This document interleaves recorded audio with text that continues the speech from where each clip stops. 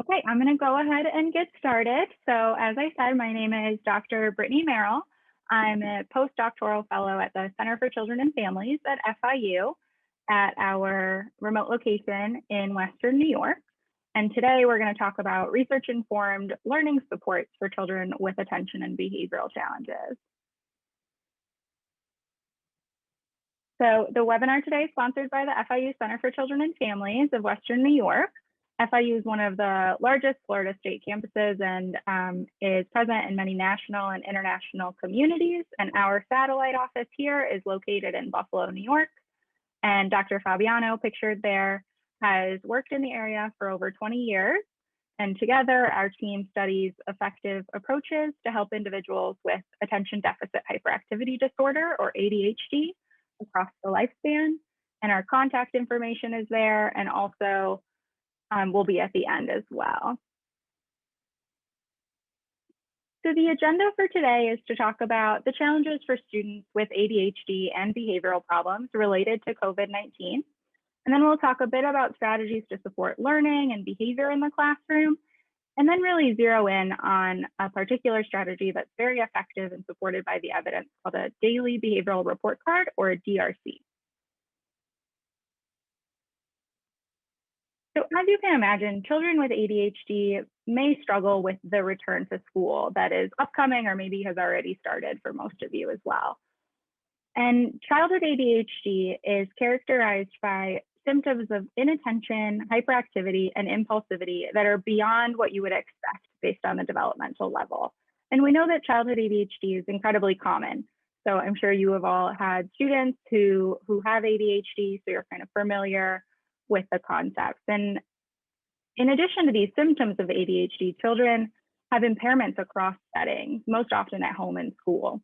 And they'll have difficulty making and keeping friends. They'll have difficulty with academic performance, for example, disrupting the classroom or interrupting the teacher or classmates, or a hard time staying on task and completing assignments.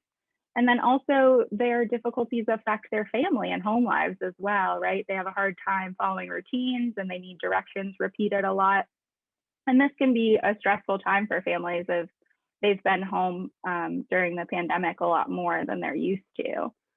And remote schooling specifically might have some downstream negative effects for children with ADHD. Specifically in the last year or two, year and a half, children have had reduced academic demands as a result of remote schooling and precautions for the COVID-19 pandemic.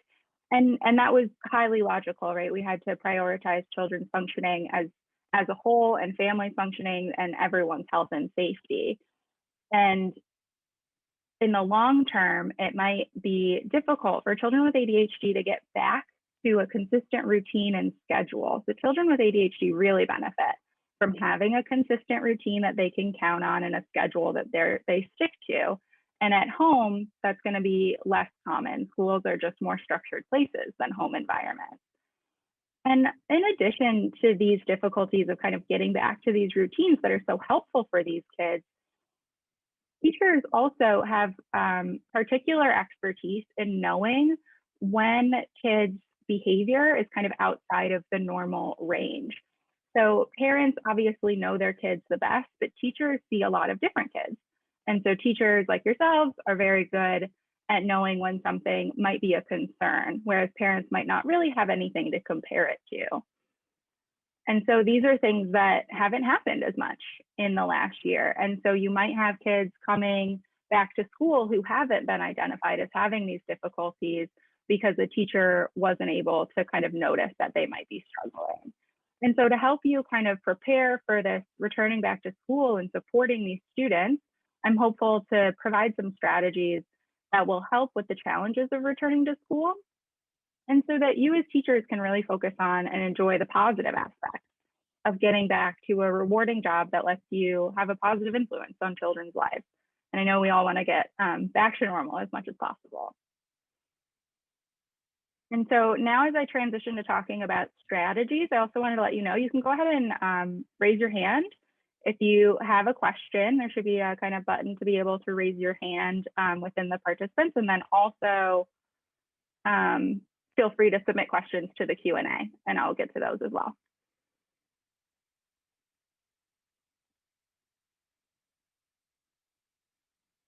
Nope.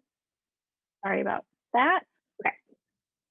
So in terms of making the return to school a positive experience, we know that children with ADHD, students with ADHD, have difficulty with motivation and sustaining attention. So one strategy that on a general level that can be really helpful is to find topics that are interesting to each individual child to help kind of get them back engaged in academics.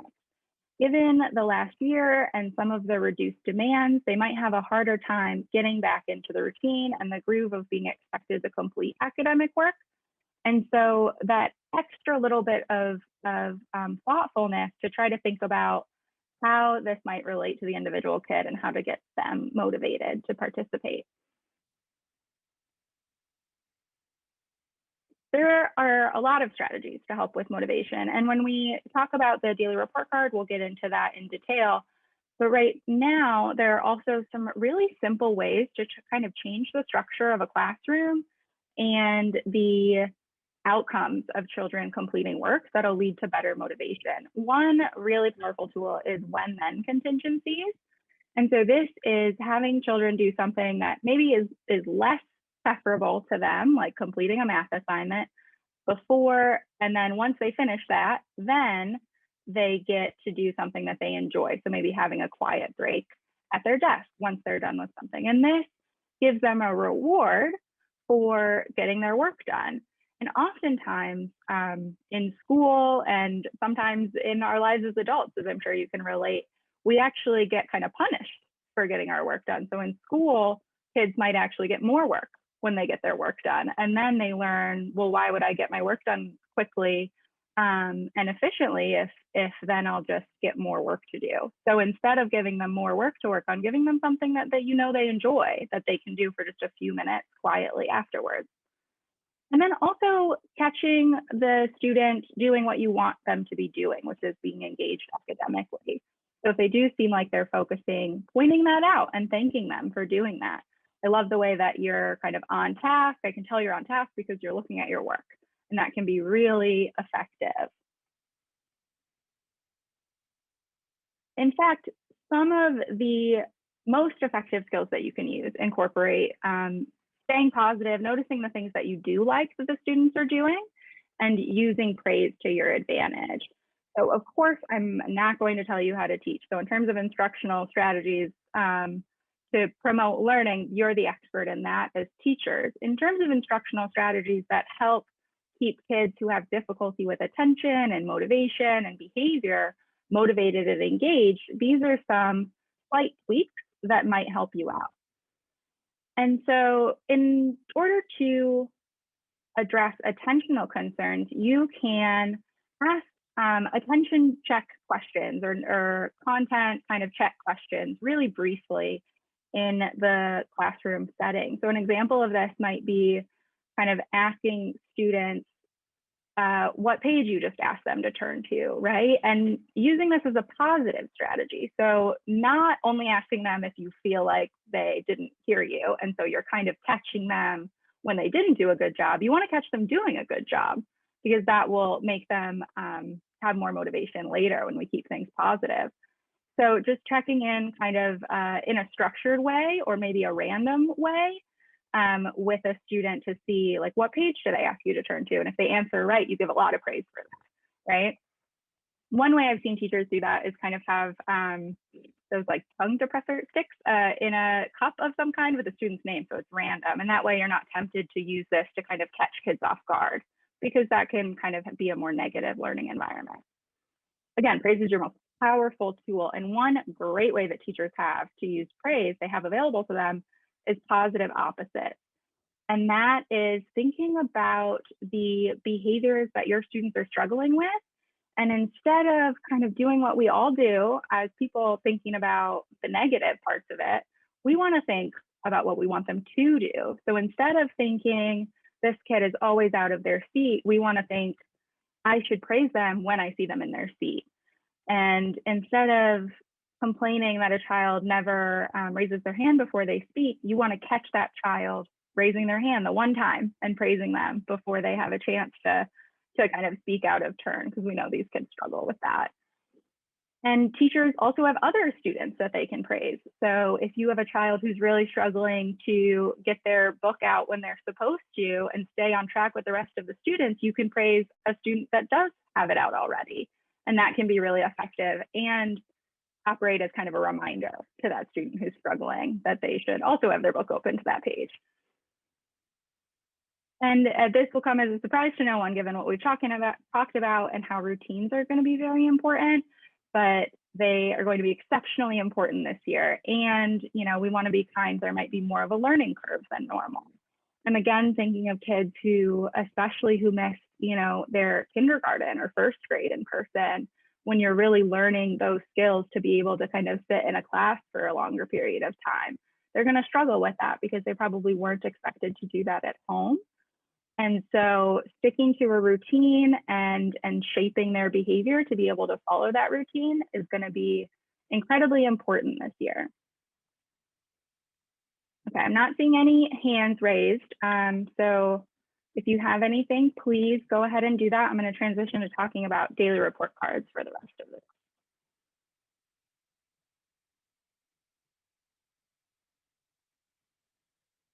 So daily behavior report cards, or DRCs, are a research-supported intervention for youth with ADHD or students with ADHD and related difficulties. And I've included some citations there. This is really a pretty powerful and simple, essentially very low cost, essentially free intervention that consists of setting really clear goals for students and then following through on those and giving them feedback. And I'll talk a lot more about that. But I wanted to provide some references there in addition to these that are freely available. So from What Works Clearinghouse and things like that, you can access to learn more. And then also on our website at the Center for Children and Families, we have resources for families and teachers that include information about how to set up these systems. And so these daily report cards have been shown to lead to improvements in work completion, parent-teacher communication and collaboration, and teacher-reported child behavior and academic success. This is an example of a daily report card. Again, it's essentially a daily behavioral school home note, and it includes these operationalized goals. And that means, clearly defined goals that the student is working toward with specific criteria, and the student will get feedback multiple times a day. So for example, they would get feedback when they violate a classroom rule for this example, and also at the end of the morning, at the end of the afternoon, or the end of the day. And then this would go home with a student, and the family would provide rewards at home based on how well they did. So the first step for developing a DRC, and then I'll have all these steps, by the way, not faded out at one of the last slides, so you can kind of take a screenshot if that's helpful.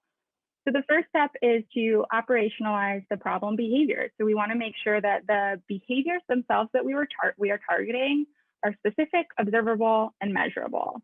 If you can't measure something, then you have no way of knowing if it changed or improved.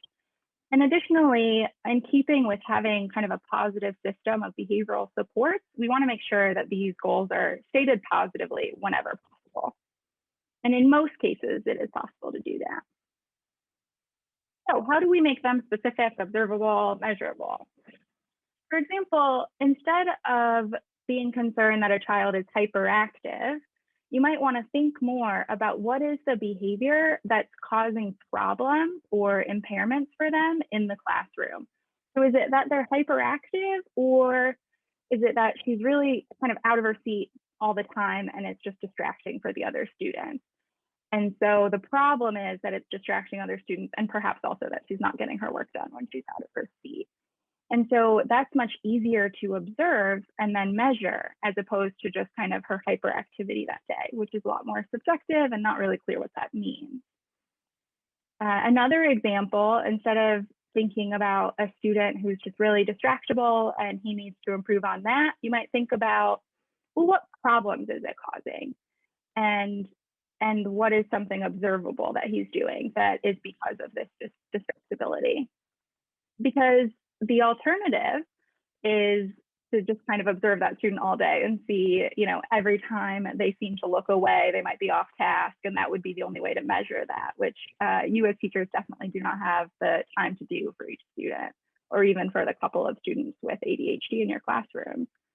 And so instead, one way that's really effective and efficient for you is measuring work completion. So the real problem with the inattention is either that he's not getting his work done, or he's getting it done, but he's not getting the questions right because he's making careless mistakes, something like that. And so a goal instead might be that, or the problem instead would be that he only completes less than half of the tasks that I assign. And so you can measure that.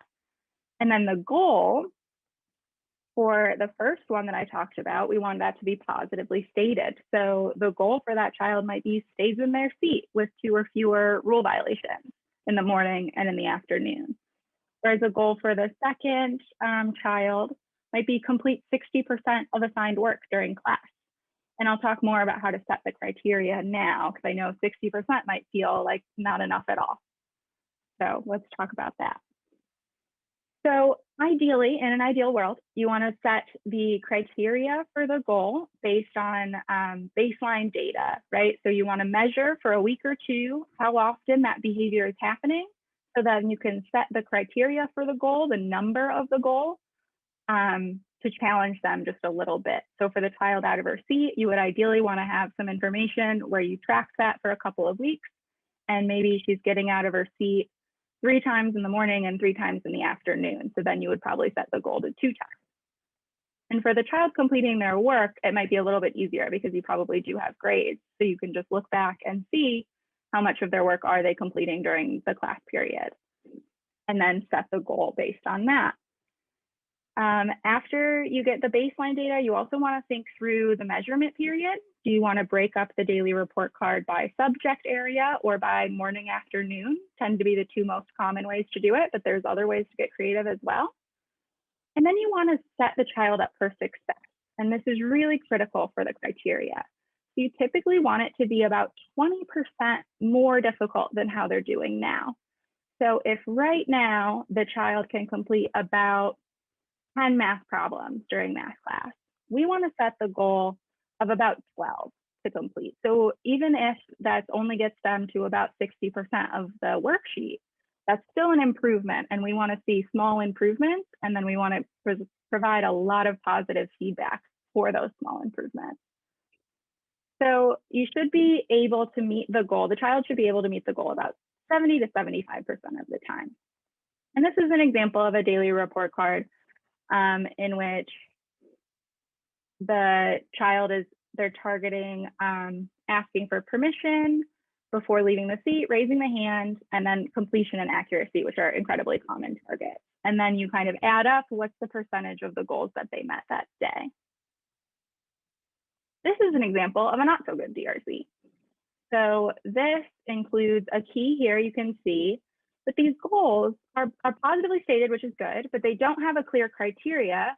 So it's not clear kind of what 1 to 5 would mean. And even if you know what it means, and even if mom or dad know what it means, and so they know how to reward it at home, it's really critical that the student knows what they need to do to earn a reward. So I would keep that in mind as well, that they can verbalize to you what they have to do to be able to get a yes or a smiley face on their daily report card. The next step is to develop a system for monitoring each day. So this includes when you're going to complete it as a teacher. It can be really helpful to kind of make this seamless within your schedule. So maybe right before lunch and then right before the end of the day, or keeping it in a daily report card folder on the child's desk so you can kind of see it and get that visual reminder to incorporate that into your day. Or if there's some other kind of feedback that you give the student at certain times, just matching it up with that routine that you've already have established will make you more successful in being able to follow through. And also just kind of more minutia about it, right? The logistics, who's going to print it? Is it going to be daily or weekly? Are we going to staple it to the agenda or get a different folder? And then again, your kind of plan for staying on top of it. And once we have that set up, and this process involves the parent as well, but most of it can be done at school, but the parents have a lot of really critically important feedback, and they know their child incredibly well. So they can provide a lot of help as well. Then you want to be able to explain the daily report card to the child using a positive frame. So we don't want the student to feel singled out, or like he or she is being punished, or is struggling way too much with something. What I typically do is I describe how students and adults and everyone have things that they're better at and that they need less help with, their strengths, and then everyone has things that they need help with and that they struggle with, and they're all different for everyone. And so for this child, what you're wanting to work on, for example, is raising their hand before speaking out in class. And for them, that's just something that you think they could use some more support. So we're going to try this daily report card. And your goal for that is going to be to raise your hand before you speak half the time in class, right? Or raise your hand without interrupting twice each day.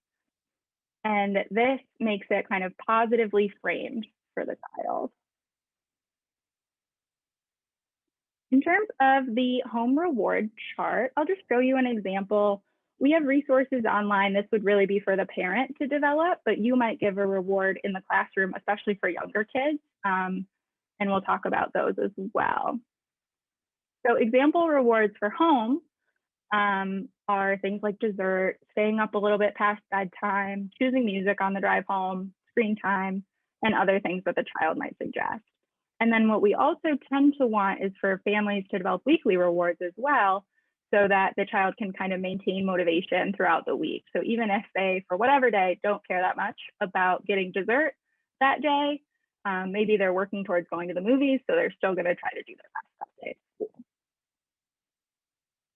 School rewards, which will be more relevant for you all, might include this list here. I'm not going to go too much into it for the sake of time, but these are some great examples. These are by and large free things that can be offered. I think you all know that for whatever reason, giving students an opportunity to help the teacher, especially in younger grades, is something that's really powerful. So when we used to give this talk, or when kind of my supervisors would give this talk, they'd talk about kind of cleaning the chalkboard and things like that the kids really like to do. So we might have to get creative with things that we can do now, but passing out papers or something like that, something where they're the teacher's helper, can be really motivating.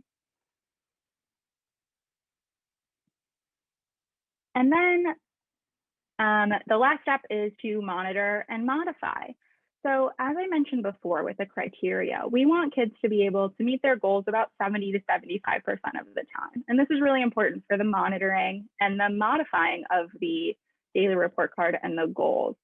So if the child's goal is to complete their math work with 70% accuracy, and they're getting that 4 times a week for a few weeks, like they're good, they've got that goal down. Once in a while they don't make it, but they're doing pretty well, then it's time to increase it maybe by another 5%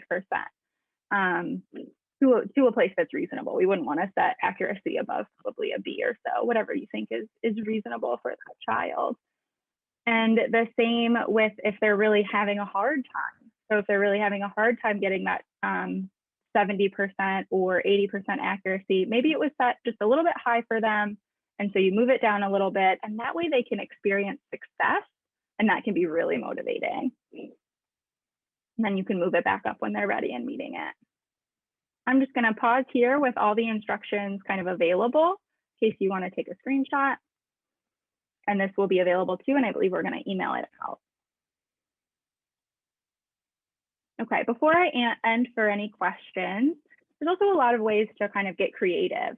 So this system is really just setting a behavioral goal and following through with feedback and some sort of reward that the child knows about ahead of time.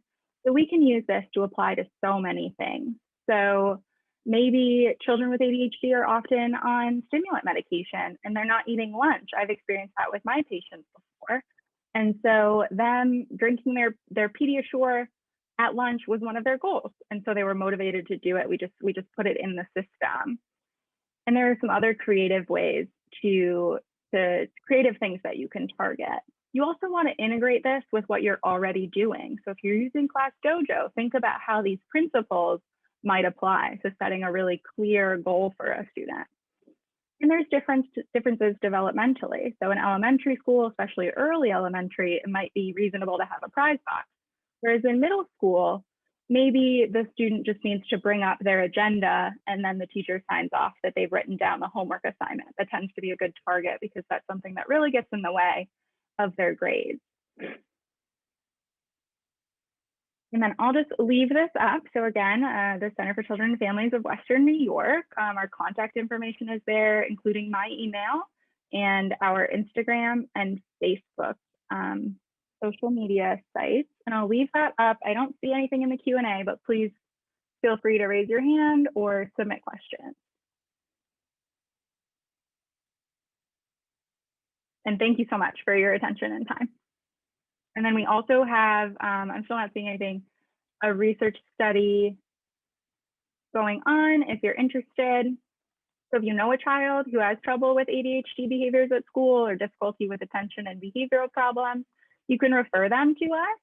We have a couple studies going on right now that would offer them behavioral support in the school setting. And this is taking place both in Western New York and Miami, Florida. So please feel free to let families know about that opportunity as well. Thank you.